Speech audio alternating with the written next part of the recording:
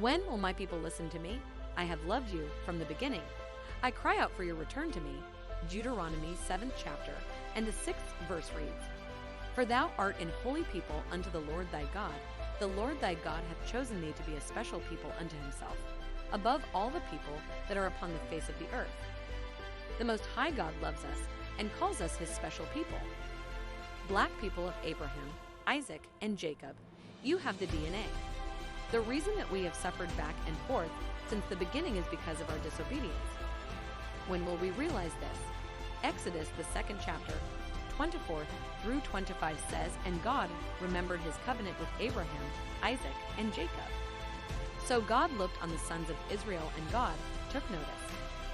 Maybe if we could find out who we are and whose we are, maybe we would wake up and stop the killing and the murdering and the jealousy and the hatred and the envy of one another. Now let's take the traces back to where the song began. Here is what happens. The sons of Noah, we have Ham, Shem, and Japheth. Ham and Shem are the forefathers of the black races who are occupying the land of Africa. Now listen to this.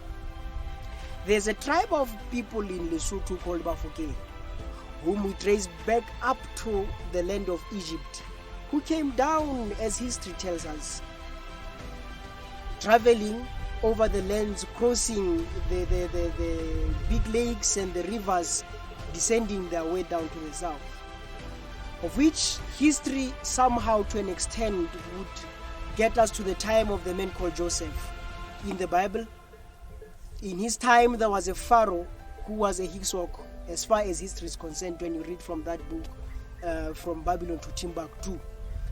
There we get to see a generation of people who were sent out of Egypt, and another race came in their place. The pharaohs who knew not Joseph.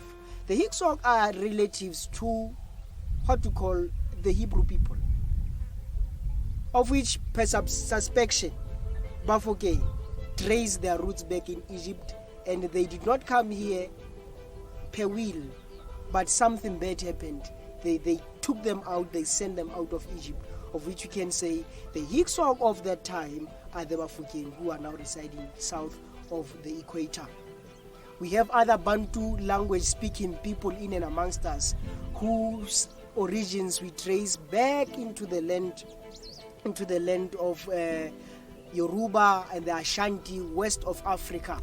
In Ghana, the places like Cameroon, these are the places which were settled by the Ashanti, the Yoruba, the people who were taken by vessels over the seas into the land of America to serve as slaves. But let me tell you one thing, not all of them were enslaved. Some of them made their way down south. They parted ways with their brethren who are this Yoruba and the Ashanti. But who are these Yoruba and the Ashanti? In the time when Israel ruled as a nation, there were two kingdoms, the northern and the southern kingdom. Israel itself, which composed of about 10 tribes, was extirpated by the Syrians and the Egyptians. Some people fled, coming down, entering Africa, going towards the west.